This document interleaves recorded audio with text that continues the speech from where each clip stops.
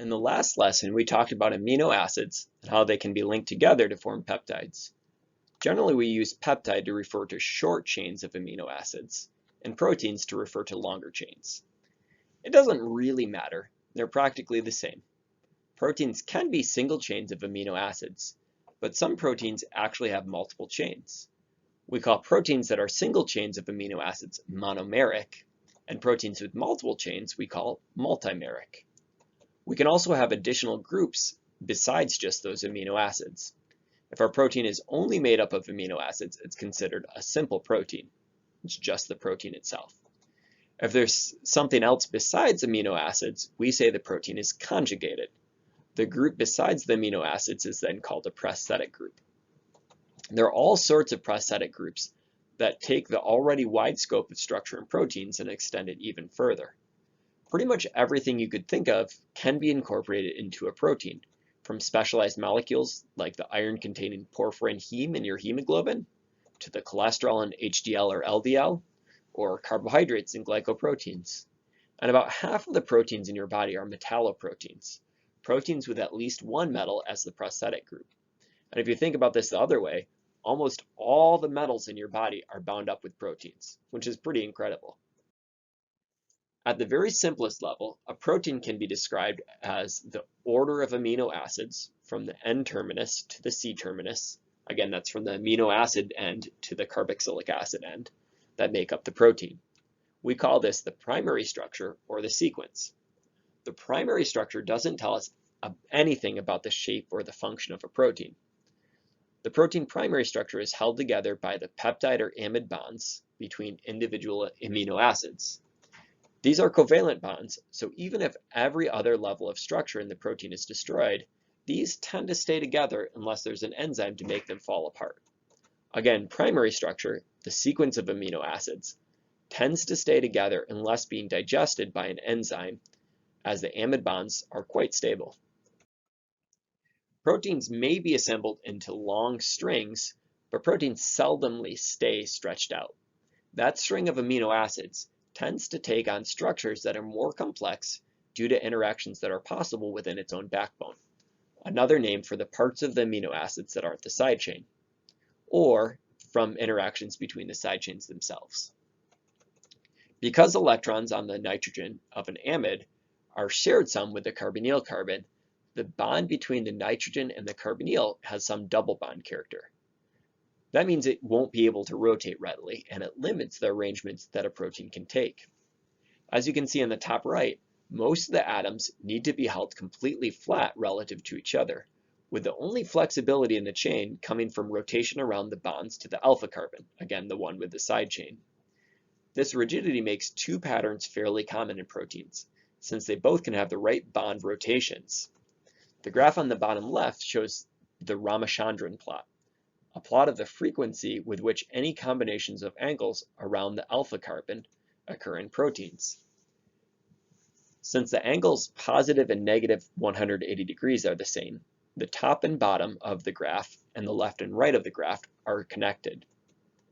There are two largest regions, labeled alpha and beta on the graph, and these correspond to the two main patterns of secondary structure. The most dominant patterns aren't just geometrically allowed, but they also can further stabilize the protein with hydrogen bonds between the carbonyls of the backbone and the hydrogens on the amide nitrogen. So an example of these hydrogen bonds between the carbonyl and the amide is shown on the bottom right. We see each of these hydrogen bonding interactions tying those chains together in a specific repeating pattern of structure. One pattern of secondary structure is called the alpha helix. This corresponds to the large region labeled alpha on the Ramachandran plot on the last page. Alpha helices wind around themselves in such a way that the carbonyls are all pointed in one direction. Here we have every one of those carbonyls pointed down. And we also have them consistently hydrogen bound with the amide nitrogen's hydrogens, which are all oriented the other way. We can see this in four different views. On the left, the alpha helix is shown as a cartoon ribbon. It's fairly common in protein structures to show these as cartoons, because the protein structures are far too complex to quickly view if all the atoms are shown individually. In the picture labeled B, the hydrogen bonding interactions within the backbone are drawn explicitly to show that this is the major stabilizing force for alpha helices. The whole reason that we have secondary structure is hydrogen bonding within the backbone. The third view shows the atoms of the backbone, but with all the side chains shown as green spheres for each amino acid. Looking at the same helix from the top in the fourth view, you can see that the alpha helices pack atoms relatively tightly together and that all the side chains are going to come out to the side of the helix. The other big region of the Ramachandran plot was labeled beta, referring to a structure known as a beta sheet. In a beta sheet, two or more strands of the protein are lined up next to each other, and hydrogen bonds between the carbonyl oxygen and the hydrogen attached to the nitrogen of the amide is going to stabilize each strand relative to the next. So we'll see these patterns repeating over and over. Oxygen, hydrogen bonding to the amide hydrogen, back and forth across those strands. The strands can line up in the same direction or in opposite directions, and they'd have similar stabilizing effects. These sheets are always pleated. The carbon chains move up and down in an alternating pattern. This is because there's only so many allowed rotational angles that we can see. The side chains will alternate up and down as well. It's really uncommon for a protein to be only one type of secondary structure. Usually a protein has many distinct regions of alpha helices and beta sheets, connected by shorter segments that don't follow either of these patterns. These unstructured segments, or random coil, are not truly unstructured. They tend to be structured the exact same way every time that protein shows up naturally. The descriptor unstructured segment refers to the lack of either alpha helices or beta sheets that are easily recognizable. The overall three-dimensional structure of a protein is not just the secondary structures, which are three-dimensional, but also how they and the random coil connecting them arrange relative to each other.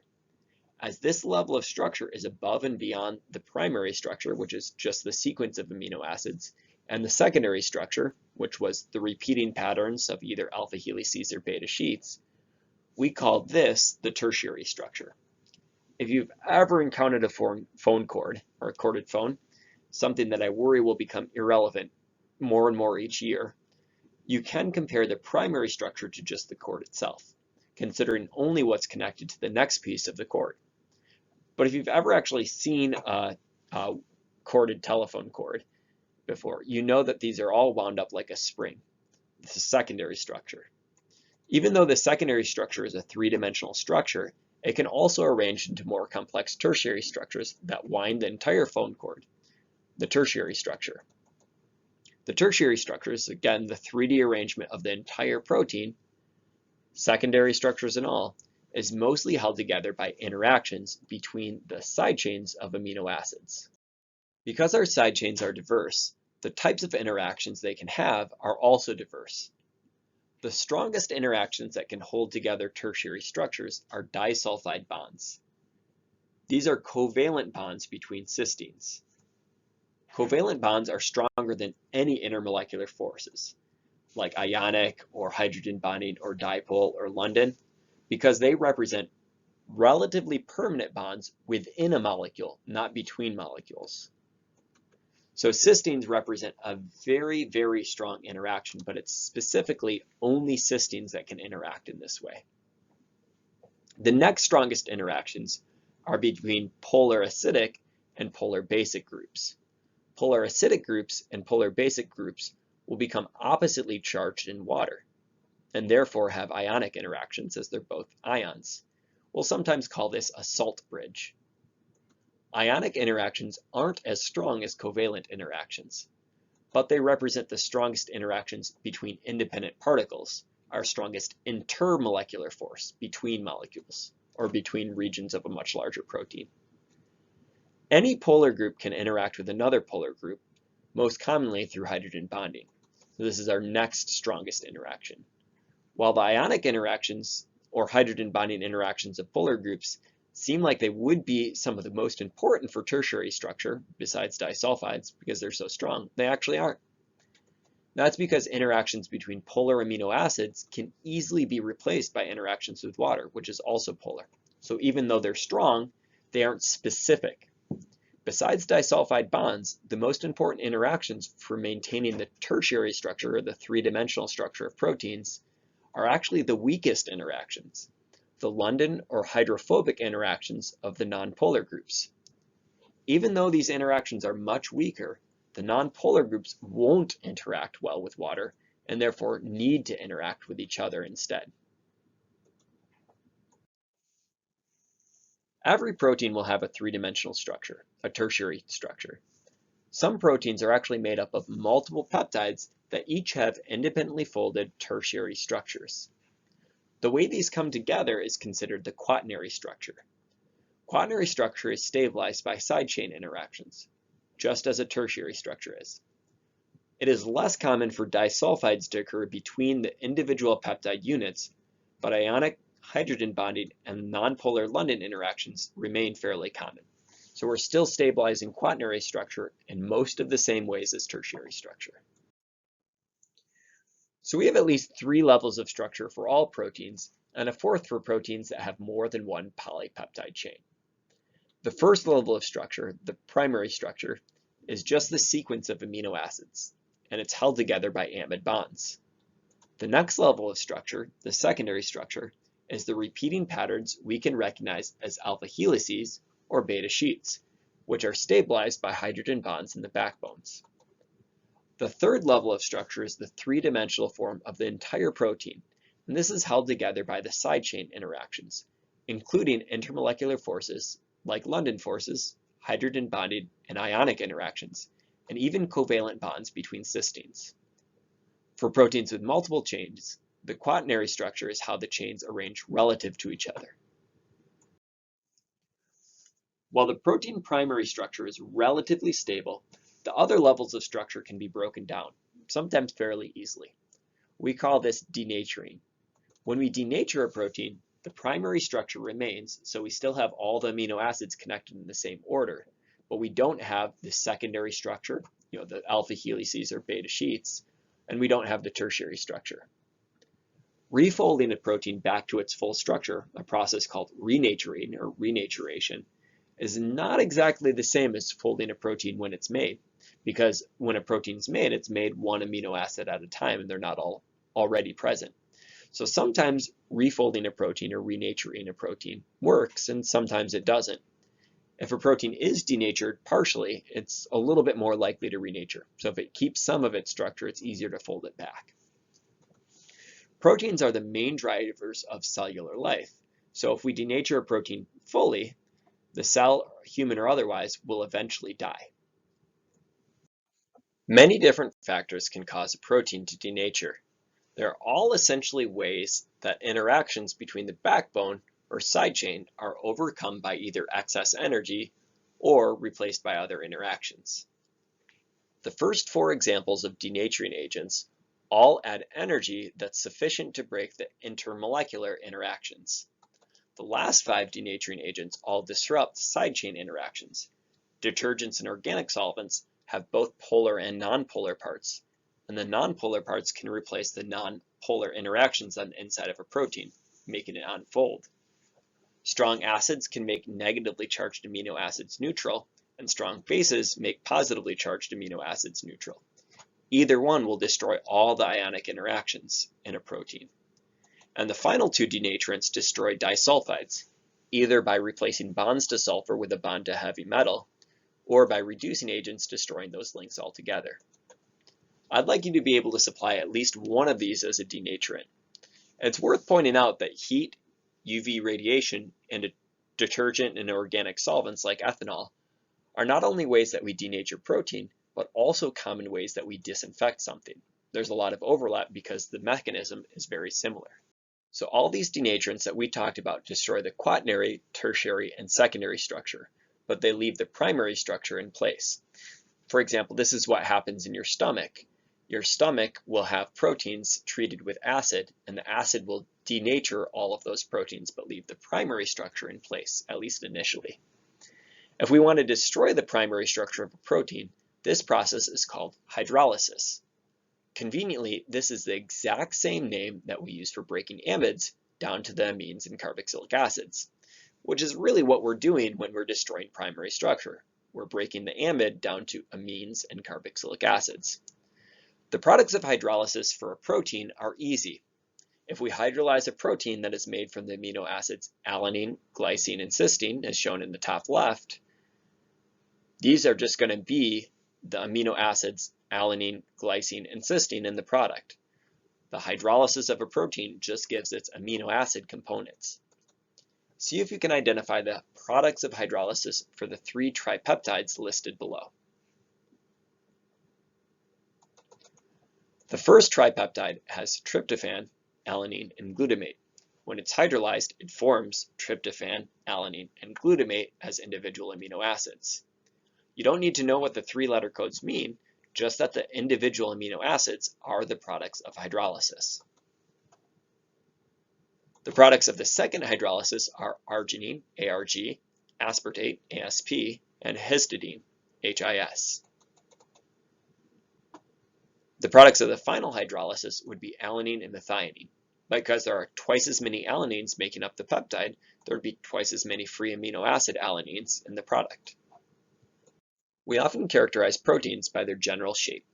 Long and skinny proteins are called fibrous proteins. They're typically not water-soluble, and they often play structural roles. Your hair is an example. Globular proteins are just big blobs. This allows the protein to hide all its non-polar amino acids in the center and only expose the polar residues to water, the polar amino acids to water. These tend to be soluble. There are also proteins that are specifically intended to be part of a membrane. These often are mostly globular, but since the majority of the center of a protein needs to sit in the membrane itself, they tend to be far less water-soluble on their own. They need to have lots of nonpolar pieces to match up with the nonpolar center of the membrane. That makes them fairly difficult to study. The next few slides give examples of proteins that are particularly biologically relevant. For each example, try to make sure you know what shape the protein is and what role that protein plays in the body. Try to listen closely as to how the structure of the protein relates to its function. Our first example is alpha keratin, a protein that consists of mostly alpha helices as secondary structure, which are coiled together into tertiary structure, which you can see in B. Pairs of these coils of alpha helices wrap around each other to form a quaternary structure that, like all the other levels of structure, is incredibly fibrous. This may be obvious in its most well-known form, hair, but our fingernails and the horns of many animals are also made of alpha keratin. The main difference in the rigidity of a horn of alpha keratin and the less rigid hair of alpha keratin is that horns tend to form many more disulfides, making them much stronger. Disulfides also account for differences in hair type. Curly hair tends to have more disulfides than straight hair. If you're using a curling iron or a straightener, you are partially denaturing the proteins and allowing them to form back again either straighter or more curly, with new disulfides replacing the ones that held it into its curled or straight form. Our next molecule, collagen, is an important structural protein. It's the major organic portion of your bone, which also contains significant amounts of inorganic calcium and phosphate. But it's not just found in your bone. You have nearly as much in your tendons, skin, and cornea, and pretty much anything that needs to be strong as it's tugged, we call that tensile strength, has collagen. Collagen, like alpha keratin, is a fibrous protein made of wound strands of alpha helices. The overall structure is then a cord of 3 strands, which we know both from natural revelation and from Ecclesiastes 4:12 was not easily broken. Hemoglobin and myoglobin are both globular proteins, hence the globin in their names. The structure shown on the left is hemoglobin, but myoglobin is pretty much the same structure as any of the 4 domains of hemoglobin, the 4 separately colored sections. Both proteins, myoglobin and hemoglobin, are complex proteins, meaning they have a prosthetic group. The prosthetic group in heme is heme, the porphyrin with an iron in the center that's shown in the right, and that's responsible for allowing us to carry or store oxygen. Hemoglobin carries oxygen through the bloodstream and will hold on to the oxygen with different strengths depending on how much is present. Myoglobin stores oxygen in our tissues and allows us to go longer before our metabolism becomes anaerobic. So there's actually really high levels of myoglobin in things like whales that need to hold their breath for a long time. We've already talked about some examples of lipoproteins, proteins with lipid prosthetic groups. We talked about these when we were talking about cholesterol transport. Lipoproteins that transport lipids through the blood or lymph system to another location are considered plasma lipoproteins. The cholesterol transport proteins LDL and HDL are examples of plasma lipoproteins. But there are also examples of transporting whole triacylglycerols. One example is kilomicrons that are made in the intestines, and another example is very low density lipoproteins which are made in the liver. Each of these will make packets of triacylglycerols and surround them with protein and membrane lipids to help them stay soluble in water. Proteins with carbohydrate prosthetic groups are called glycoproteins. Our immunoglobulin proteins, or antibodies, are glycoproteins. Immunoglobulins, again, or antibodies, are specific for different antigens, which is the name that we give for things our body wants to generate an immune response for. Most of the structure for each immunoglobulin is the same, from immunoglobulin to immunoglobulin. We can see it shown in the figure on the bottom left as the gray regions. The areas shown in red are highly variable and allow an immunoglobulin to recognize different antigens. As immunoglobulins bind onto those antigens, they may block the antigen activity in some cases, but in many cases, they're just going to form large aggregates that precipitate, like you can see in the bottom right. Our white blood cells then surround these particles with their membranes and enfold them into their cells, and then they pump tons of reactive oxygen species like hydrogen peroxide into those packets and destroy them. We've now seen a few structures of proteins and talked about a few important roles they take. Section 20.17 gives a more complete list that I'd like you to read just to get an appreciation for the full breadth of protein function. Of those roles, only 5 do I want you to memorize. The roles for proteins that I want you to memorize are structure, like we saw in alpha keratin and collagen, or storage or transport, which we can use for many different things, including the oxygen, which was stored in myoglobin, or the oxygen that was transported in hemoglobin, or the lipoproteins that move triacylglycerols and cholesterol around. Another role is defense, like we just saw in antibodies. 2 other really important roles are catalysis, which we'll see in enzymes, the next chapter, and regulation, which we'll see repeatedly in our metabolism, chapters 23 through 26.